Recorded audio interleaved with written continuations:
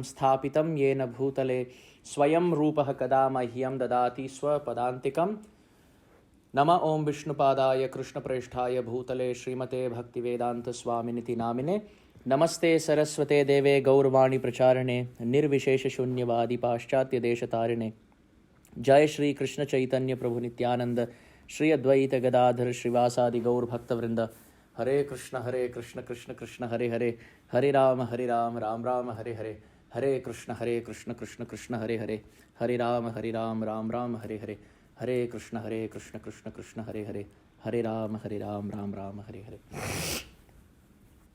So I want to offer my obeisances to Srila Prabhupada, Srila Bhakti Siddhanta Saraswati Thakur, and all the wonderful Rupanuga Gaudiya Acharyas in our Brahma Madhva Gaudiya Parampara. I want to bow down at the lotus feet of my most beloved Gurudev, Om Vishnupada Shtotara Shata Shri Srimad Srila Radha Govinda Das Goswami Maharaj, and the whole incomparable army of Srila Prabhupada, all the wonderful disciples of Srila Prabhupada who are walking on this planet Earth in their ripe old age, speaking about the nectar of Srimad Bhagavatam. I want to offer my obeisances repeatedly to all the commentators of the Srimad Bhagavatam, starting off with Narad Muni as the greatest inspiration, traveling preacher of the Srimad Bhagavatam, and the compiler Vyasadeva, ultimately the flute sound of Krishna, which is manifesting as the words of Srimad Bhagavatam. Yeah. Last but not the least, I want to offer my obeisances at the lotus feet of all the wonderful Vaishnavas and Vaishnavis who are congregating from all parts of the country to mutually associate and remember Sri Krishna Chaitanya Mahaprabhu and please our Gurujan, our Guru Varga, by doing Shravan, Kirtan and Smaran of Shri Shri Radha and Shri Krishna. So yesterday we discussed about the very wonderful verse of Srimad Bhagavatam. Dharma projita kaitavotra paramo nirmatsaranam satam vedyam vastavam atra vastu shivadam tapatrayon moolanam Srimad Bhagavate Mahamunikrute Kimva Parairishwaraha Sadhyo Riddhi Avarudhyate Atra Kritibihi Sushrushubi Tatkshanat. So yesterday with that introduction, we spoke about how Srimad Bhagavatam can attract the all-attractive Sri Krishna. So today, continuing from that discussion, we want to understand the 10 subject matters of Srimad Bhagavatam and how the 8th canto, which has the pastime of Gajendra, is fulfilling one of those 10 subject matters of the Srimad Bhagavatam. The Srimad Bhagavatam says, Atra sarga visargascha sthanam poshanam utayah manvantara ishanukatha nirodha muktim ashrayah. So these are the 10 subject matters covered by Srimad Bhagavatam, explained by Srimad Bhagavatam in great detail. So Atra means in the Srimad Bhagavatam. Just like yesterday's verse, we said Dharma projita kaitava atra Vedya vastavam atra vastu shivadam tapatrayon moolanam sadhyo ridhi avarudhyate atra kritibi. So atra was used 3 times in yesterday's verse to emphasize that here in the Srimad Bhagavatam, these are the positive spiritual effects. So taking that same thread of thought, the same train of thought from the word atra, we continue today to this verse, atra sarga visargascha. So in the Srimad Bhagavatam, 10 subject matters are discussed. The first subject matter is sarga. So sarga means primary creation done by the Supreme Personality of Godhead, Sri Vishnu. It is described by the Acharyas that the structure of Srimad Bhagavatam relates directly to the same chronological order. I wouldn't say chronological order, but the same systematic methodological order in which the 10 subject matters are presented. Srila Prabhupada and Vishwanath Chakravarti Thakur say that the first 2 cantos are called as Adhikar Lila, which means the first 2 cantos which directly symbolize the lotus feet of the Supreme Lord. They directly relate to the lotus feet of the Supreme Lord. The 12 cantos are the form of Shyamasundar, where the first 2 cantos are the lotus feet. So by taking darshan of the first 2 cantos, it brings in adhikar or yogyata or qualification now to approach the 10 subject matters. So Srila Vishwanath Chakravarti Thakur and Srila Prabhupada mention that the 3rd canto is where the first subject matter is discussed, and 4th canto is where the 2nd is discussed, 5th canto is where the 3rd subject matter is discussed, and systematically going like this, it continues. However, there is only one change where the 10th subject matter, which is Nirodha Muktim Ashraya, the 10th subject matter is covered in the 10th canto. If you go systematically, our analysis would say the 3rd canto should have the first subject matter, 4th canto should have the 2nd subject matter, 5th canto should have 3rd subject matter, 6th canto should have the 4th subject matter, 7th canto should have the 5th subject matter, and then the 8th canto should have the 6th subject matter, 9th canto should have the 7th subject matter, and 10th canto should have the 8th subject matter. But Prabhupada and Vishwanath Chakravarti Thakur say, no, there is a switch here, where Shukadev Goswami brings in. And this, for more clarity, we will dwell upon and discuss when we come to that point. So for now, the first subject matter is Sarga. Sarga refers to creation, and this is discussed. The creation by the Supreme Lord is discussed in the 3rd canto and little bit of the 4th canto. So the Supreme Lord Vishnu is considered to be the primary creator, and Brahma is considered to be the secondary creator. Just like we know, to make a house, to build a home, we need different ingredients of the house. But at the same time, we need someone to put them together. So the primary creator is he who brings in the ingredients, and secondary creator is he who puts them together to make the house. So this is called as Nimitta Karan and Upadan Karan. So Mahavishnu is the one who gives all the ingredients of creation in this world, which is called Sarga. And Brahma is the one who puts them together as the secondary creator. So that is called Visarga, Vishesha Sarga. Sarga means creation of the ingredients, and Visarga means putting the ingredients together to make a meaningful place to live. So 3rd canto and a portion of the 4th canto deals with the first subject matter, which is Sarga, primary creation. Then the rest of 4th canto and little bit of 5th canto deals with the 2nd subject matter, which is called as Visarga. Now, after this, Sarga and Visarga, the 3rd subject matter is called as Sthanam. Now, this is very interesting. Sthanam refers to all the different planetary creations in a universe. Upper planetary system, middle planetary system, lower planetary system. It talks about according to what karma jivas are put in what condition of life. Because the Supreme Lord has created jivas, he has manifested them for a specific purpose, as we were discussing yesterday, which is to engage in his loving service. But when they don't do that, according to how sincere they are, they must be placed in a favorable circumstance to bring them gradually or exponentially closer to him. So their past activities, which is karma, with the right environment, which is kala, and the right place where that karma can manifold, all of this put together is called sthana.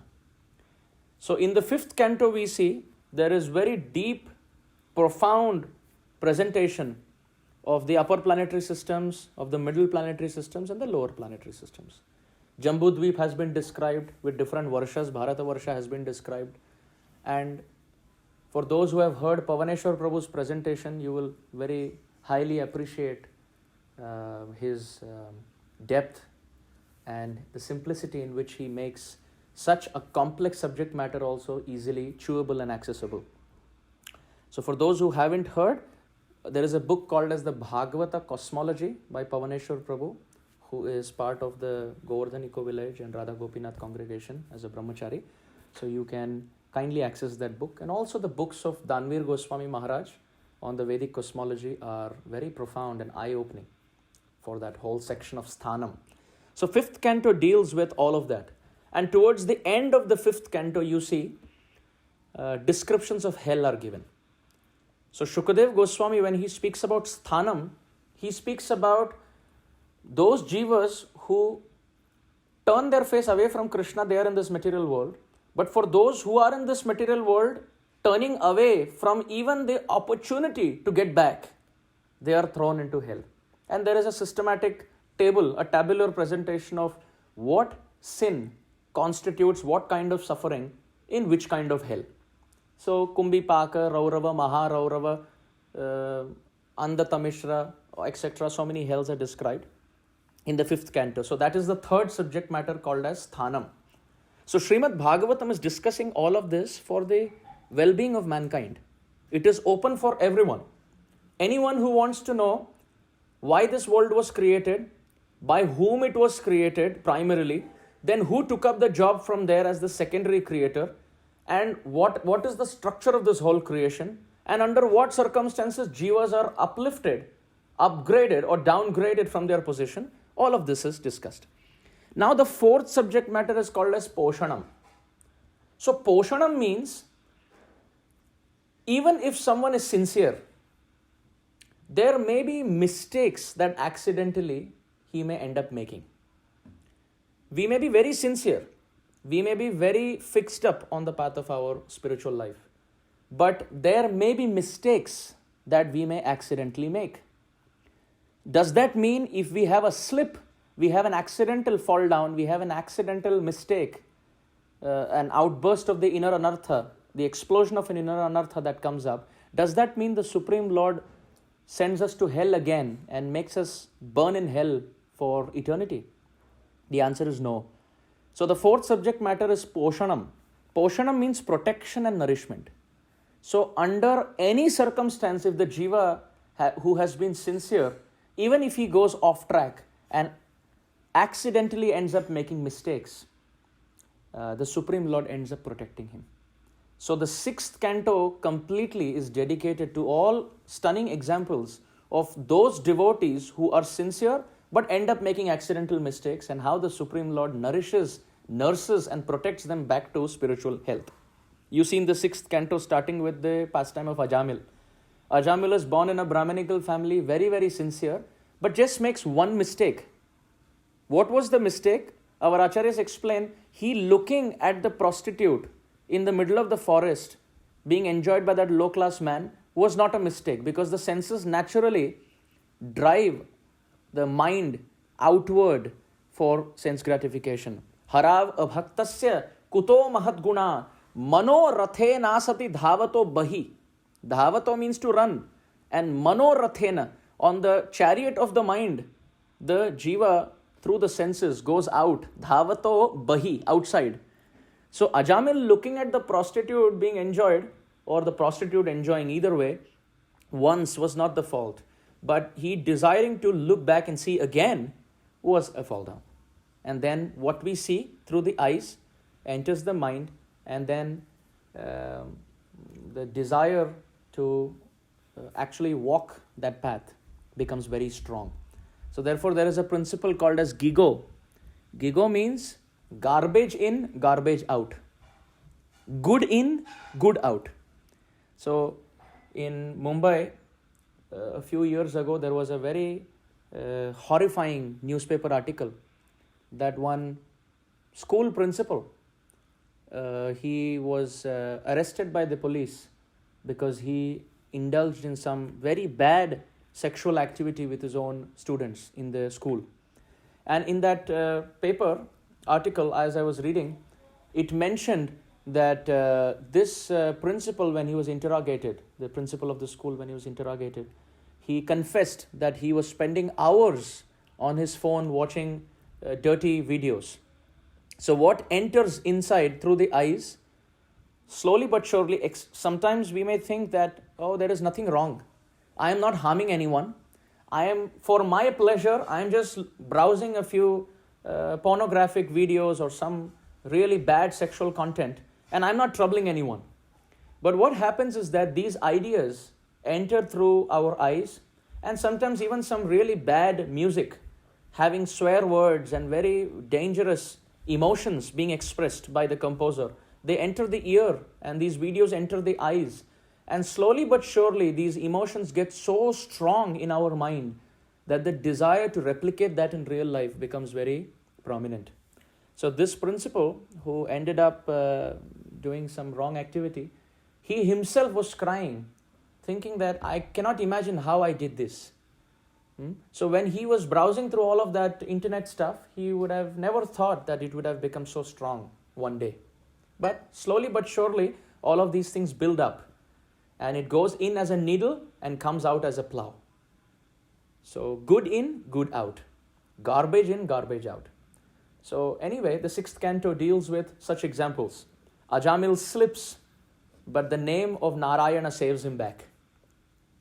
Narayana nama naro naranam prasiddha chaura kathitam prithivyam aneka janmarjita papa sancharam haratya shesham shruti matrameva. The Vayu Puran describes that the story of Ajamil in the Bhagavatam is explained by Shukadev Goswami only to make one point. And that is, Narayano nama naro naranam prasiddha chaura kathita prithivyam. That the name of Narayana in the human society is a very big thief. Prasiddha chaura is a very famous thief.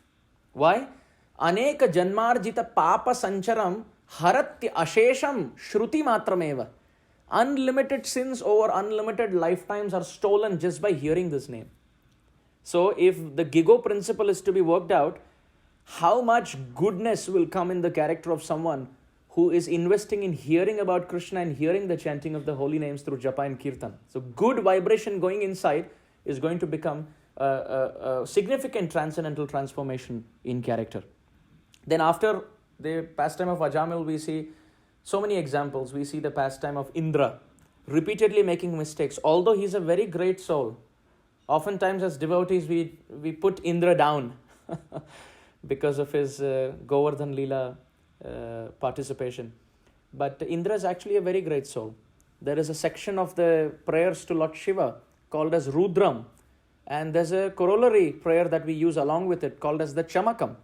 It is called as the Chamakam because throughout, whatever has been offered to Lord Shiva also gets offered to Indra. So Cha means and.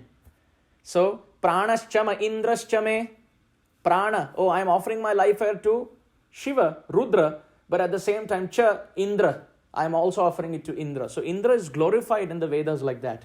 So very sincere devotee taking a very profound, prominent position of responsibility in Krishna's material creation. But then he makes a series of slips in his spiritual life, and then the Supreme Lord recovers him back to service. Also then the example of Chitraketu Maharaj has been described, where he is preparing himself to go back home, back to Godhead. But then he has a slip by seeing Mother Parvati sitting on the lap of Lord Shiva. Actually, it is very, very significant that Mother Parvati is sitting on the lap of Lord Shiva while Lord Shiva is speaking Hare Katha, because it is described that Lord Shiva is Shaktiman, but Mother Parvati is Shakti. Those who serve the Supreme Lord, they are special, but those who serve those devotees, their position is even higher. Aradhananam sarvesham Vishnu aradhanam param tasmat parataram devi tadiyanam samarchanam. Lord Shiva is great because he serves Narayana, but Mother Parvati is greater because she is serving the devotee, Lord Shiva, who is serving the Lord. Therefore, Lord Shiva is placing Mother Parvati on his lap to show that actually her position is more elevated than my position. Therefore, to keep her elevated, giving her an exalted position, he has kept her on the lap. And Chitraketu Maharaj, by the inspiration of Paramatma, he has a interesting slip there. And then the story of Vritrasura, etc. follows. So in the 6th canto, we see the 4th subject matter of Poshanam has been described with great detail. Now, in the 7th canto, the 5th subject matter has been described. So till now, just to quickly recap, for the devotees who have joined us in the middle, we are talking about 10 subject matters of the Srimad Bhagavatam and contextually seeing where Gajendra's story fits. So we mentioned how the first 2 cantos are bringing in the qualification for us to enter Srimad Bhagavatam. 3rd canto deals with the first subject matter, which is creation. The 4th canto deals with the 2nd subject matter, which is secondary creation. fifth subject matter deals with the fifth canto deals with the third subject matter, which is sthanam, which is the creation, planetary positioning. And the sixth canto deals with the fourth subject matter, which is called as poshanam, or the Supreme Lord's protection and nourishment. Now, going ahead in our discussion, the fifth subject matter is called as uti, UTI, uti. So, uti means impetus to work, proclivity, inner swabhav, our tendency to act. So, there could be two tendencies. One is called auspicious inclination, and the second is called inauspicious inclination. So, uti, when you use it in a dual sense, two inclinations, it is called as utayaha. Utayaha. So, in the seventh canto, dealing with the fifth subject matter, which is utaya, two personalities with opposite tendencies are face to face. The first person with auspicious inclination, auspicious tendency, Shubha Swabhava, is Prahlad Maharaj. And the second person with a diametrically opposite tendency is Hiranyakashipu, who is maintaining a very inimical approach, a very inauspicious tendency towards life. So very strong proclivity to turn his face away from auspiciousness. So that is Hiranyakashipu. So two personalities, Hiranyakashipu and Prahlad, are coming face to face. And how to become Prahlad Maharaj and how not to become Hiranyakashipu is also explained in this canto. And this is one of the most elaborately explained pastimes by Shukadev Goswami. Shukadev Goswami explains the pastime of Prahlad Maharaj in a total of 10 chapters of the 7th canto. And apart from that, there is description of Varnashrama, etc. by Narada Muni also. And one can learn profusely from this canto.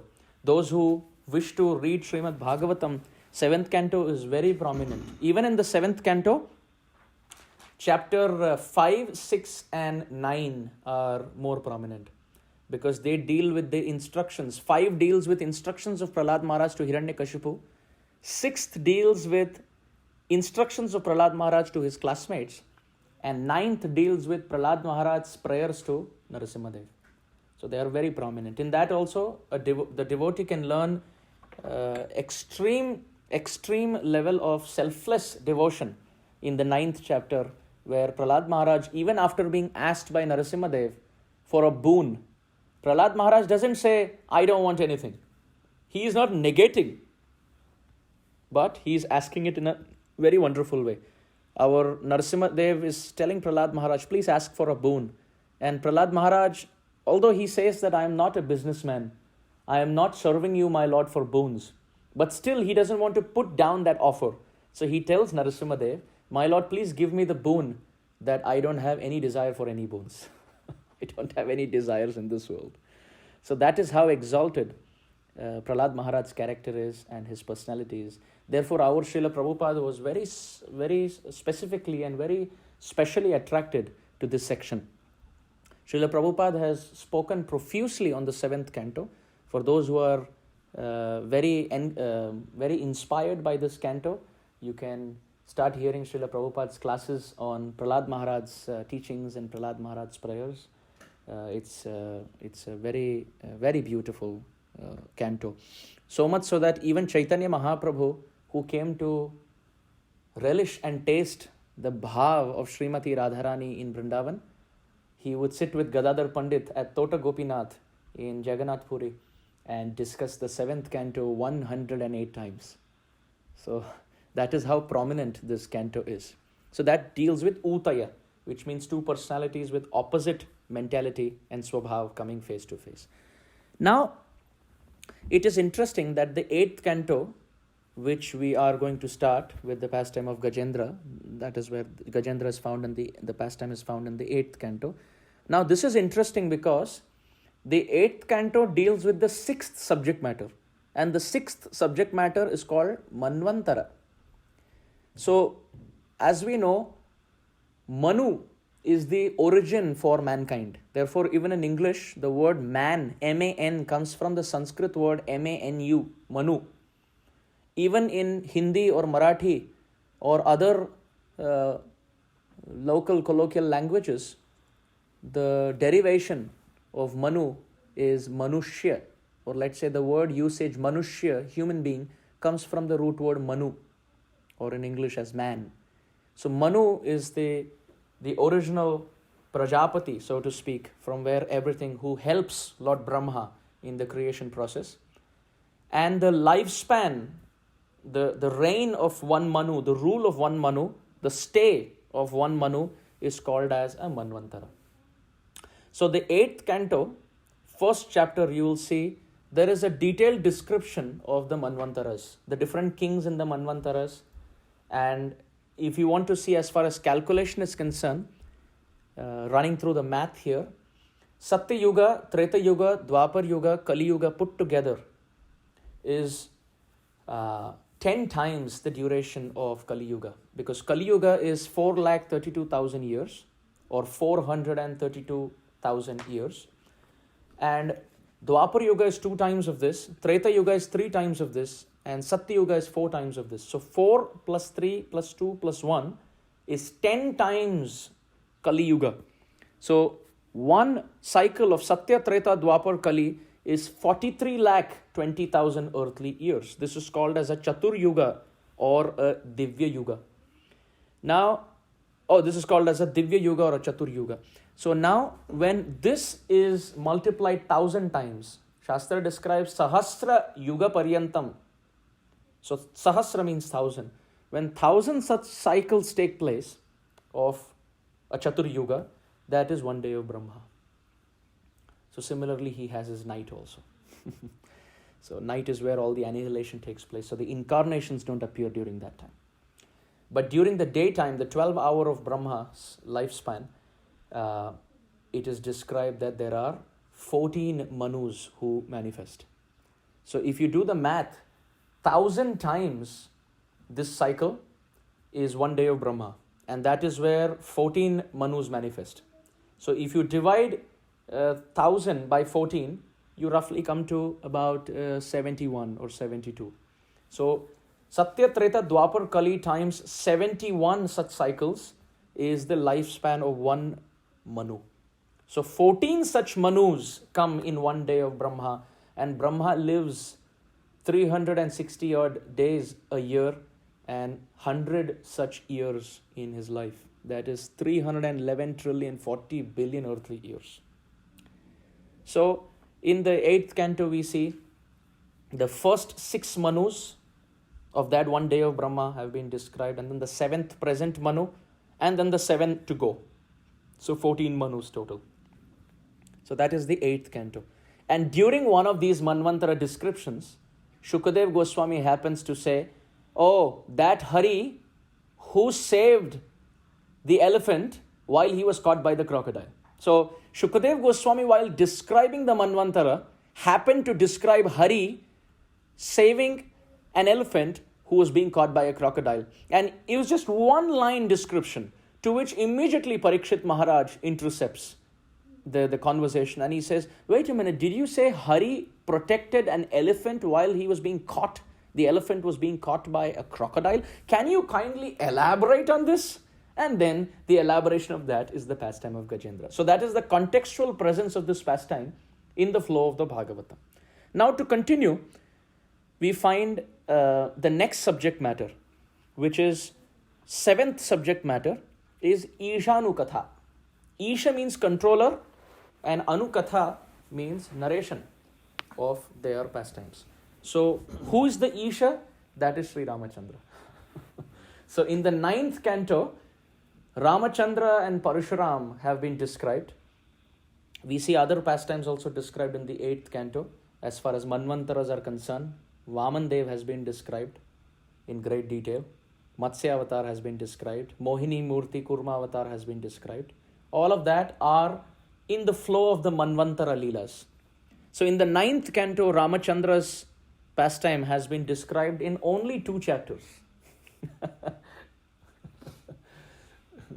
Charitam Raghunathasya Shatakoti Pravistaram Eka Eka Aksharam Pumsam Mahapataka Nashanam.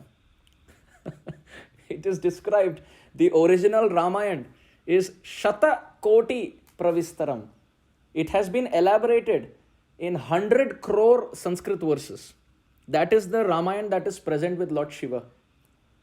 But the Ramayana that has been presented on Bhumandala by our Mahakavi, Rama Bhakta Chudamani, Valmiki Muni, has 24,000 verses describing Rama Avatar.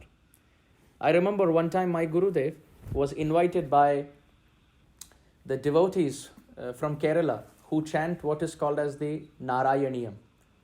So they chant Narayaniyam and they describe the glories of Narayana in that.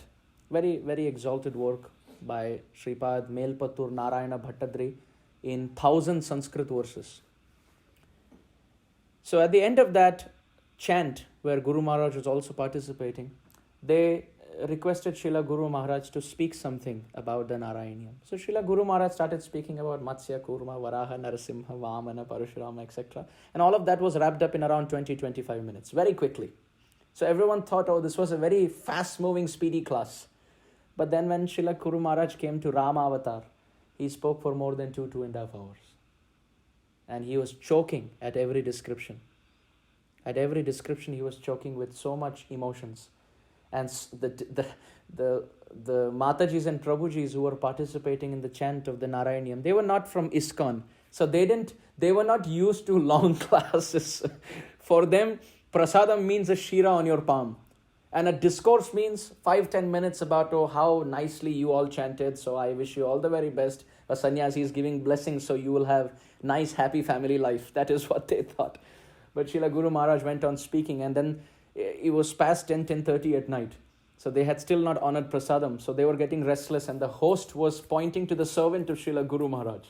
The devotees, the participants are getting restless. And the servant tried to humbly tell Guru Maharaj that it's getting little late. Guru Maharaj said, yeah, I am stopping now in some time. And it was another half an hour.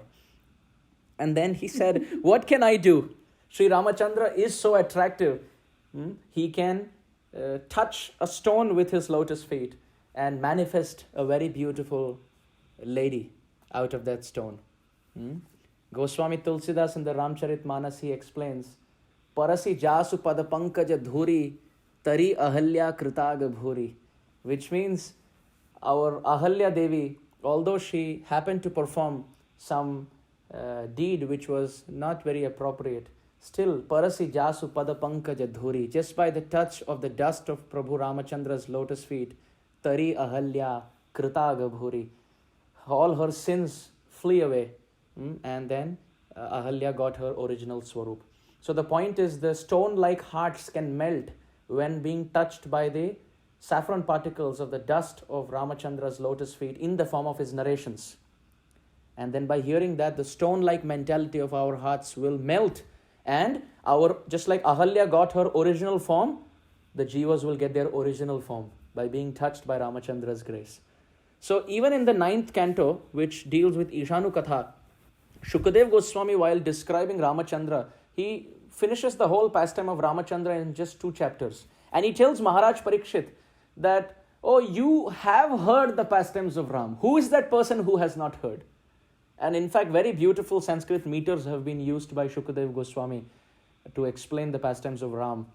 Very long 21 syllable Shraddhara Chanda has also been used in the 10th chapter, especially of Canto 9, where Shukadev Goswami's heart is also getting overwhelmed and choked while he describes Ramachandra. So that is Ishanu Katha in the 9th canto. That's the 7th subject matter. Then now I will skip the 10th canto on purpose and go to the 11th canto. The 11th canto deals with the 9th subject matter. That is Mukti. So in the 11th canto, there is detailed description of the conversation between Krishna and Uddhava. So Krishna spoke on all subject matters in the Bhagavad Gita to Arjuna and spoke 700 verses. But in the Uddhava Gita, Krishna took off from the point where he left off in the Gita, at Sarva Dharman Parityajya Mamekam Sharanam Vraja and Man Manabhava Mad Bhaktav. The Visheshta, the Vaishishthya of Bhakti, that has been elaborated in great detail with Uddhava. So with Uddhava, many chapters are spent in the 11th canto. In fact, Srila Prabhupada's Sannyas Guru, Srila Bhakti Pragyan Keshav Maharaj would say that his favorite canto was the 11th canto, more than the 10th canto. He said, if you enter the 10th canto through the door of the 11th canto, you will appreciate the 10th canto better. So therefore, even in our description of the cantos, I am entering the 10th canto through the 11th canto door, which is Mukti. Mukti means liberation from material existence. So if someone studies the 11th canto description of the discussion between Krishna and Uddhava and puts it to practice, then person, apart from, of course, when they perfect on that path, they will get pure devotional service. But even if they attempt in a very sloppy way on that path of bhakti, described in the 11th canto, liberation is for sure. Now, the 10th canto, we enter the 10th canto through the door of the 11th canto. The 10th canto has 90 chapters, unlike any other canto. It is the most detailed, elaborated, very profusely voluminous canto of all the 12 cantos. It has 90 chapters out of 335 chapters of the Srimad Bhagavatam.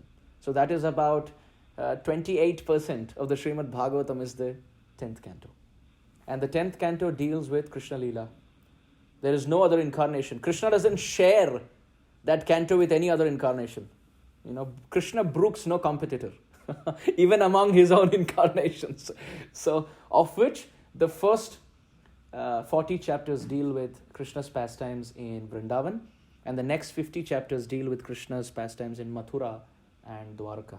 But very specifically, the 46th and the 47th chapter again could be considered Braja Leela, because Krishna is talking to Uddhava and sending Uddhava to Vrindavan, and there is Brahmar Geet where Uddhava is speaking to the gopis of Vrindavan headed by Srimati Radharani.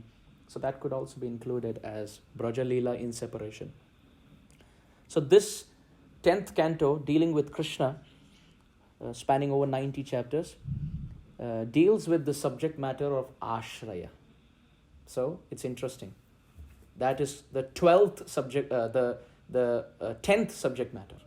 Nirodha Muktim Ashraya. So the 10th subject matter is with the 10th canto. This is where the switch I was previously talking about.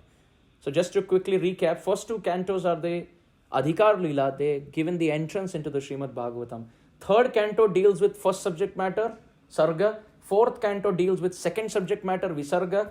Fifth canto deals with third subject matter, which is Thanam. Sixth canto deals with fourth subject matter, which is Poshanam. Seventh canto deals with fifth subject matter, which is Utaya. Eighth canto deals with the sixth subject matter, which is Manvantara. Ninth canto deals with the seventh subject matter, which is Ishanu Katha. And then the 10th canto, instead of dealing with the 8th subject matter, it deals with the 10th subject matter, which is Ashraya. So Ashraya means all other cantos take shelter of the 10th canto. Or all the principles expressed in all other cantos, they are meant so that we ultimately take shelter of the 10th canto. The 10th canto is described as this smiling, moon-like face of Sri Krishna. Or some commentators describe the 10th canto to be the heart, the pumping heartbeat of Sri Krishna's personality. That is the 10th canto. And we discussed the 11th canto deals with the 9th subject matter, which is Mukti.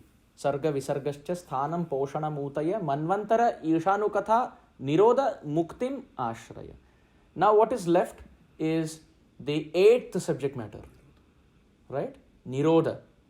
And the 12th canto. So the 12th canto deals with Nirodha. Now Nirodha means to liberate, or it means to uproot. Like the Patanjali Yoga Sutras deal with the definition of yoga as Chitta Vritti Nirodhaka. Yoga is Chitta Vritti Nirodhaka. It uproots the tendencies of the consciousness.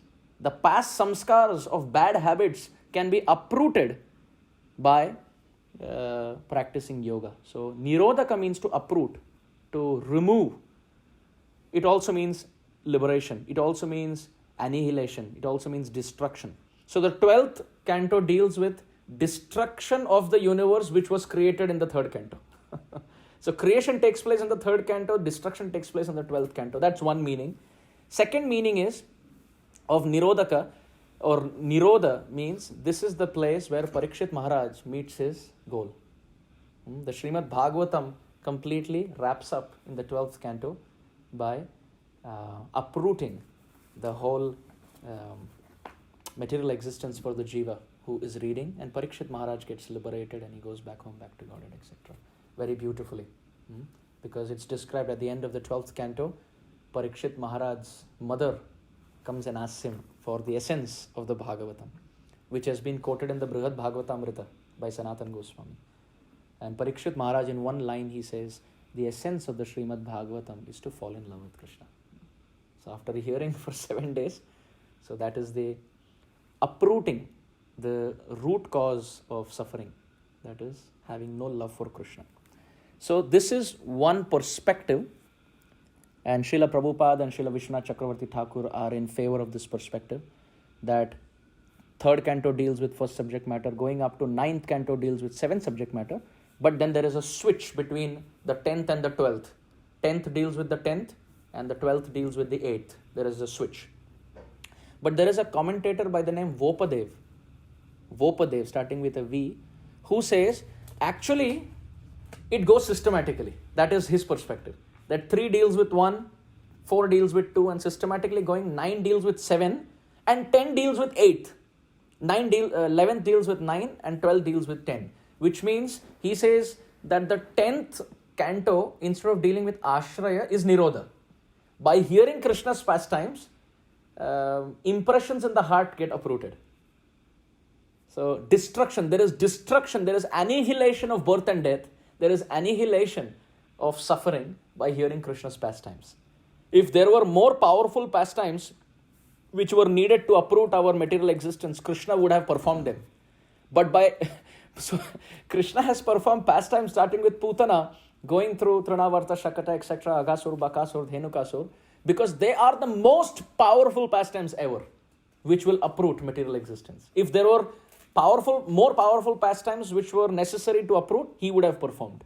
But the fact that he didn't perform anything apart from the 10th canto, or Shukadev Goswami doesn't describe anything apart from the 10th canto in Krishna Leela, that means to say that these pastimes are very powerful in uprooting our anarthas. So if we hear the 10th canto from the lips of a great soul, Vikriditam Vrajavadhubhiridam cha Vishnu, Bhaktim Param Bhagavati Pratilabhya Kama. Shukdev Goswami says if someone hears the 10th canto, especially the Vraja Leela pastimes of Krishna, from the lips of a very, very great soul, then in no time he can ridrogam, he can overcome the disease of lust in his heart. So it takes a thorn to remove a thorn. So the thorn is lust, and the transcendental description of transcendental lust, which is Krishna dealing with Srimati Radharani and the gopis, that is the right thorn to uproot. But this must come from the lips of a great soul. If it comes from the lips of someone who is kam adhin, who is under the influence of lust, then there will be the forest fire of lust in the heart will only be fanned further. So therefore, Vopadev says 10th canto can deal with Nirodha, uproot. And 12th canto, Ashraya. Why? Because the 12th canto ends with chanting the holy name, which is the Ashraya Tattva for all jivas. Nama Sankirtanam Yasya Sarva Papa Pranashanam Pranamo Dukkha Shamanastam Namami Harim Param Kritaya Dhyayate Vishnu Tretayam Yajato Makhai Dwapare Paricharyayam Kalau Tad Hari Kirtanad Kaler Dosha Nidhe Rajanasti Eko Mahan Guna Kirtanad Eva Krishnasya Mukta Sangam Param Brajed Yad Apnoti Tad Apnoti Kalau Sankirtya Keshavam Ityadi, etc. All these verses are our Ashraya. To chant the holy name and to bow down to Krishna is our shelter. So that is also a perspective. So if someone says that, that is also correct, because a commentator called Vopadev has commented. Srila Jiva Goswami has a different perspective now. Srila Jiva Goswami says all cantos have everything, but these topics are in prominence. So third canto has Sarga, Visarga, Sthanam, Poshanam, Manvantara, Ishanu, Katha, Nirodha, Muktim, Ashraya, but the prominence is Sarga. Fourth canto has Sarga, Visarga, Sthanam, Poshanam, Manvantara, Ishanu, Katha, Nirodha, Muktim, Ashraya, but the prominence is Visarga, like that. So in this way, if one very methodically hears the Srimad Bhagavatam from Canto 1, Canto 2, Canto 3, etc., very systematically, with service to senior Vaishnavas and hearing from the lips of someone who has studied Srimad Bhagavatam for a very, very long time, then very mercifully Srimad Bhagavatam will purify all the contamination in their heart. So now this is as far as the presence of Gajendra's pastime in the 8th canto, which is one of the subject matters of the Srimad Bhagavatam is concerned. Now very specifically talking about this pastime of Gajendra, now this is a very famous pastime. Even for those who are not in ISKCON, this is a very, very, very famous, heart-wrenching incident which everyone from all sampradayas chant about. In fact, the first story that I learnt in this body as a child was Gajendra Moksha. My parents and my neighbors very beautifully they taught this story when I was growing up, hardly a few years old.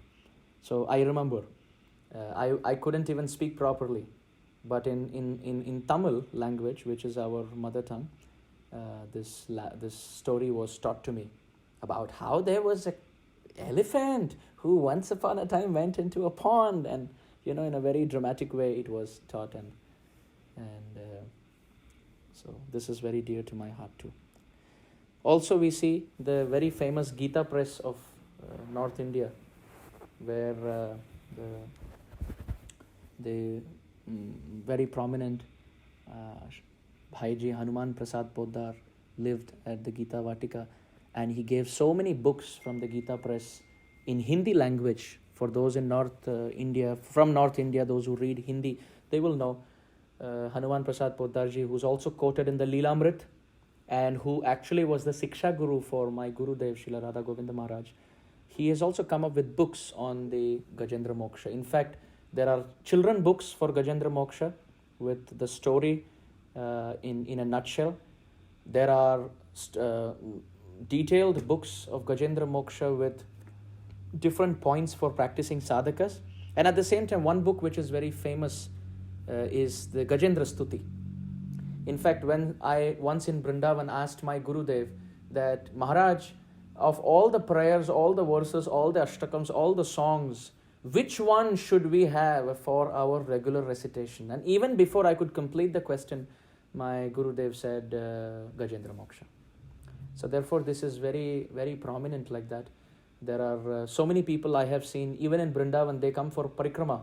They come from Delhi. And I've seen them outside Banke Bihari temple.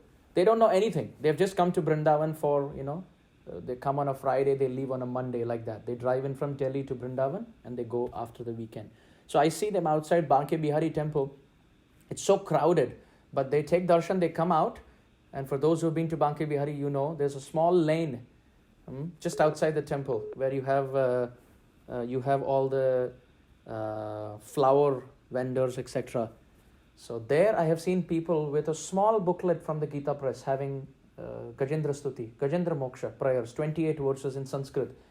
And they may not even know the meaning, and it doesn't matter because they have the bhav, they have the emotion, and they are standing there offering their prayers to Banke Bihari. And what are they offering? They're offering Gajendra Stuti. So it's a very vital pastime for sadhakas, teaching us that the crocodile in our life could be multifold. It could be health, it could be finances, it could be divorces, it could be emotional turmoil, it could be domestic problems, it could be so many things. Now for us, the crocodile is coronavirus. It's coronavirus. And Srila Prabhupada says that during any epidemic, during any health issues also, if we chant the holy name and we loudly call out to Krishna, then we are protected. So like that, Gajendra of the devotees in North America or in the world at the moment, jivas in the world at the moment are like Gajendra. And the pond is this material world, and coronavirus is like the crocodile. So if we chant Gajendra Stuti and we remember Krishna while being even materially safe, taking health precautions, but at the same time chanting and remembering Krishna, then very soon, it's just a matter of time that Sri Hari will come and he will release his Sudarshan disc of protection, and kill the crocodile of the virus and protect the Gajendra of the devotees and give them a very healthy future. So this pastime of Gajendra has also been glorified by other acharyas. Like for example, in the Bhagavatam, in the 7th canto, we see Prahlad Maharaj speak to Narasimhadev. And in one of the prayers of Prahlad Maharaj, in Canto 7, Chapter 9, Text 9, Prahlad Maharaj says, Manye dhanabhijana rupa tapashrutaujas teja prabhava bala paurusha buddhi yoga naradhanaya hi bhavanti parasya pumsam bhaktya tutosha bhagavan gaja yutapaya. So Prahlad Maharaj is telling Narasimhadev in the 7th canto, Narasimhadev has just emerged from the pillar and ripped apart Hiranyakashipu with intestines all over the place, with bloodshed all over the place. And Narasimhadev has his sharp tongue, which he is drinking Hiranyakashipu's blood and chewing into his flesh and wiping the blood spur on his face. There's a whole spatch of blood on the face of Hiranyakashipu, which has splashed from the body of Hiranyakashipu. And Narasimhadev with his tongue is actually licking. So he's in a ferocious mood. And at that time, to pacify Narasimhadev, Prahlad Maharaj invokes the glory of Gajendra. He says, My Lord, Manye dhanabhijana rupa tapashrutaujas teja prabhava bala paurusha buddhi yoga. My Lord, you cannot be impressed. You cannot be conquered. You cannot be completely controlled by one's wealth, by one's influence, by one's beauty, by one's austerity, by one's learning, expertise, erudite scholarship, one's sensory expertise, by the effulgence, by one's intellect, by one's strength, by one's mystic potency. Na aradhanaya, my Lord, all of them individually or collectively fail in controlling you. The only thing that controls you, bhaktya tutosha bhagavan. Oh my Lord, the only thing that controls you is bhakti. And then Prahlad Maharaj says, the bhakti that Gajendra had. Gaja yutapaya. Just like the king of elephants, Gajendra, called out to you with devotion. That is the devotion that controls you and nothing else. So imagine for someone like Prahlad Maharaj, who has been tossed in fire and thrown from a cliff and pushed into a pit of poisonous snakes and held under the feet of mighty elephants stampede. For Prahlad Maharaj as the speaker and Narasimhadev in his Ugra form as the listener, and if the devotion of Gajendra has been invoked, what is the position of this elephant? What great depth of devotion has Gajendra had? In fact, His Holiness Radhanath Maharaj was once speaking about some context, and then he connected that to the pastime of Gajendra that I remember. Srila Radhanath Swami Maharaj mentioned that chanting the prayers of Gajendra definitely attract the Supreme Lord's attention, but it may not be powerful enough to bring the Lord in our physical presence. Why? Srila Radhanath Swami Maharaj said that the prayers of Gajendra to be chanted, that is one part of the story. But to have qualitative intensity of desperation and helpless call that Gajendra had in his heart, that is a different ballgame altogether. That is a different spectrum of devotion. So when our heart is exploding qualitatively in that same quality of call of Gajendra, and the lips are articulating his prayers, that's when the Supreme Lord comes personally and takes his Sudarshan disc to chop off the crocodile of our problems. So this is one place where Gajendra has been invoked. Now, Rupa Goswami has given a very beautiful anthology of devotional poetry called as the Padyavali, which is basically a collection of many less heard of, less famous verses and compositions. There are many poets, devotional poets and acharyas who have written their poetries and written their verses, but they're not properly organized. So that our generation doesn't end up losing them, Rupa Goswami has put them together in around 392 verses in a book called as the Padyavali. Series of very beautiful verses. They're not all of them are not his compositions. He has a few of his compositions there, Srila Rupa Goswami, but most of them are either anonymous acharyas or acharyas with a specific name. We know the origin, but they haven't published it or they haven't preserved it properly. So there are many acharyas from the Sri Sampradaya also who have offered their heartfelt effusion of devotion, which Rupa Goswami has put up together. So it's interesting that Rupa Goswami in that Padyavali, in verse 7, he talks about Gajendra. He says, the Lord, I'll just read the translation. Rupa Goswami has collected this verse from a poet called as Dakshinatya. He says that the supreme, okay, let me just read the translation so that I don't end up paraphrasing it. Rupa Goswami has written, where were the hunter Dharma's piety? Where was Dhruva's maturity? What knowledge did Gajendra have? Where was Kubja's beauty? What wealth did Sudama have? Where was Vidura's noble birth? What kind of chivalrous strength did Ugrasen have? Sri Madhava, Sri Hari is pleased only with bhakti, devotional service, and not with one's material qualifications. So the term used here is Vidya Gajendrasya ka. What kind of PhD did Gajendra have? The Supreme Lord is not impressed by our material qualification, but actually by the sincere devotional call. And in that context, Gajendra has been mentioned. This is, please forgive me, this is verse 8 and not 7. In fact, in verse 7 also, Rupa Goswami has remembered Gajendra. I'll read this now. Because the Supreme Lord Sri Hari is very affectionate, he promises to give fearlessness to his devotees. He removes the devotees' sufferings. He is generous. He takes away his devotees' sins, and he bestows unlimited auspiciousness. Just to testify these virtues, Sri Krishna, the husband of the goddess of fortune, who is to be served by all the worlds, ended up protecting and giving eternal fame to Prahlad, Vibhishana, Draupadi, Ahalya, Dhruva, and Gajendra.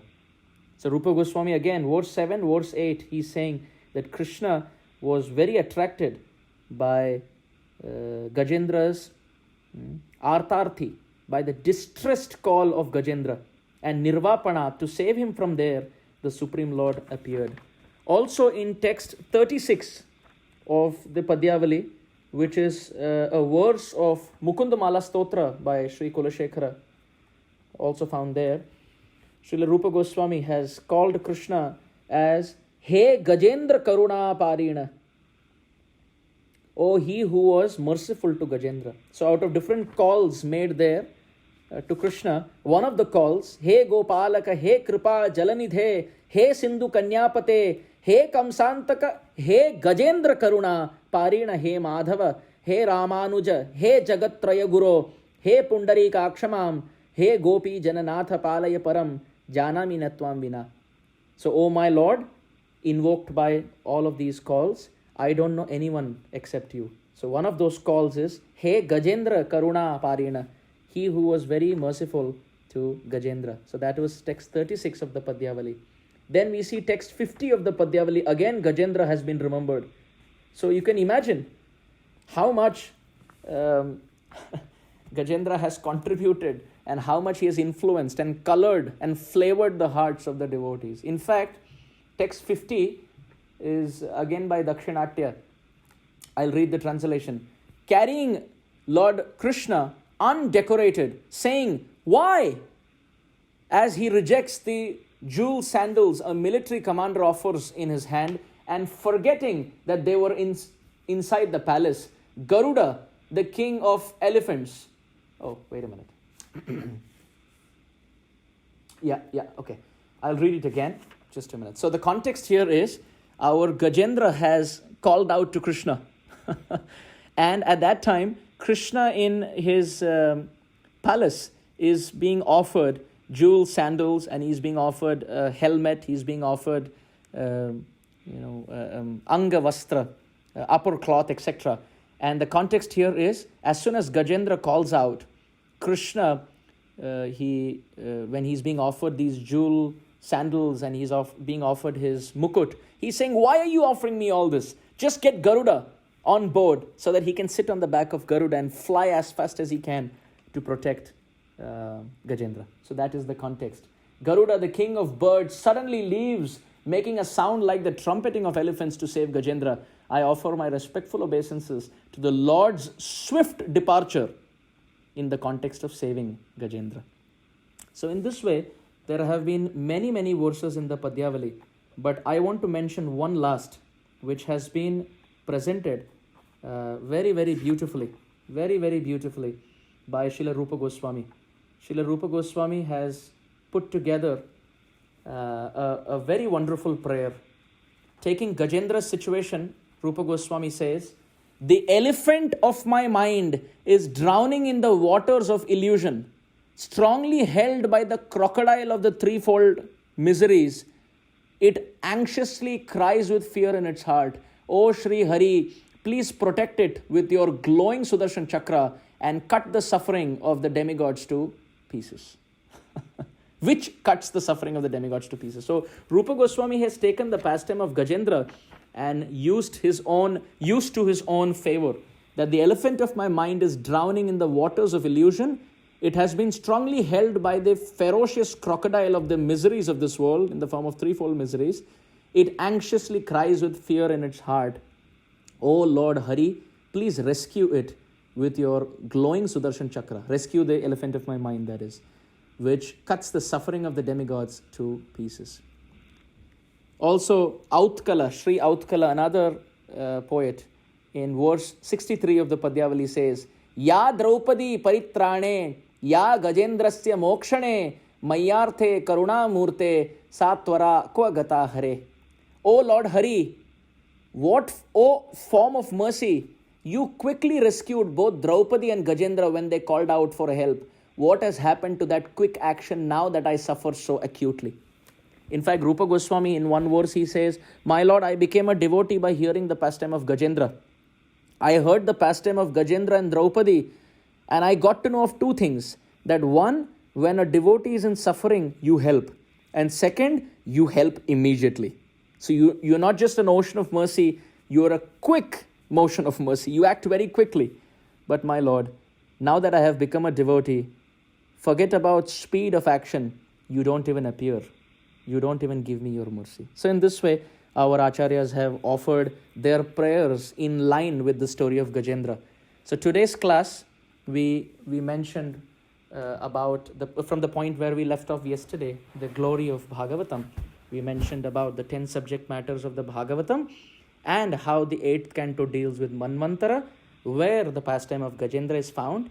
And then we mentioned about how this pastime is very famous, that even other great souls like Prahlad Maharaj and Dakshinatya and Autkala and Rupa Goswami, etc., they put their prayers and they bind it together either on the storyline of Gajendra, or they invoke the name Gajendra to glorify the Lord, or they remember Gajendra's example to make a point. So in this way, Gajendra has a very prominent, he is not just Gaja Indra, he is not just the king among elephants, he happens also to be the king among devotees.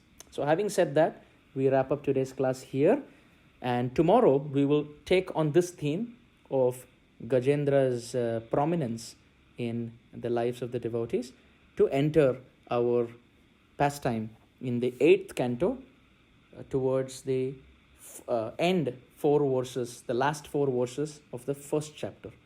So tomorrow I will speak about the structure of this pastime, how many chapters are spent and what are the contexts, and then we will start our discussion from tomorrow.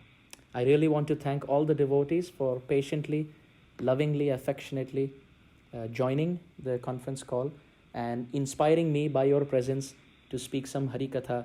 Otherwise, sitting between 4 walls, I will feel very bored. Because of the corona scare, I have not been able to travel, but all of you are so loving and so caring that if I'm not able to come and serve, you are actually coming here to take service from me.